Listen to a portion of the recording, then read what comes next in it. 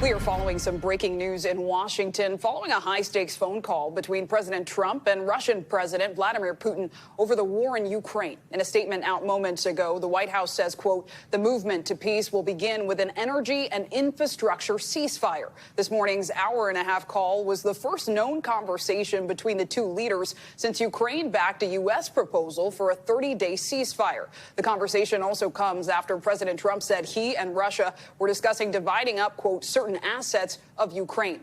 Notably absent from that call, Ukrainian President Zelensky, who has accused Russia of prolonging the war to extract more concessions from the United States. NBC News senior White House correspondent Kelly O'Donnell joins us now with the latest from Washington. So, Kelly, what can you tell us about what was worked out on this phone call?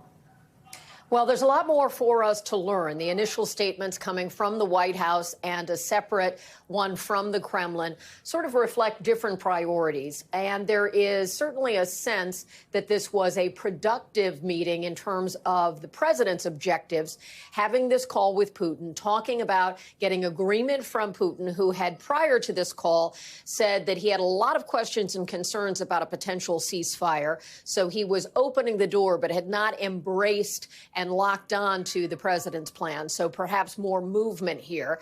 The White House saying that there will be ongoing discussions to work out additional details, and that will transpire very soon in the Middle East. And that would typically be at a level below the president's. We've seen how both countries have had their teams trying to work toward this. What we don't know is exactly what they have agreed to. The topic areas include focusing on energy, and certainly on the White House side, they'd like to see some movement from Russia to stop any attacks that could affect the movement of goods and so forth. So could there be progress here? It seems like this is something the president wanted to achieve. The big questions: will Vladimir Putin follow through?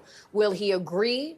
And were there any things agreed to that we have not been told in the public statements that will have significant ramifications? Certainly, President Zelensky has been concerned about Putin's history of not following through in these kinds of agreements. Zinclair?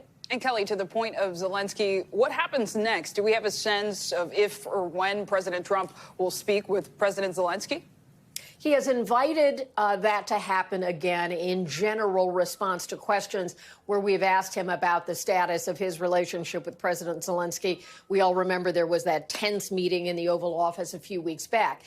This is a contrast to what the Biden administration had done, where they had used the mantra, nothing about Ukraine without Ukraine. Clearly today, the Putin-Trump meeting is separate from Ukraine. And so certainly providing Ukraine a description of what went on from the U.S. point of view would be a part of what the envoys and so forth would do. But it certainly matters a great deal to the people of Ukraine about the outcome here.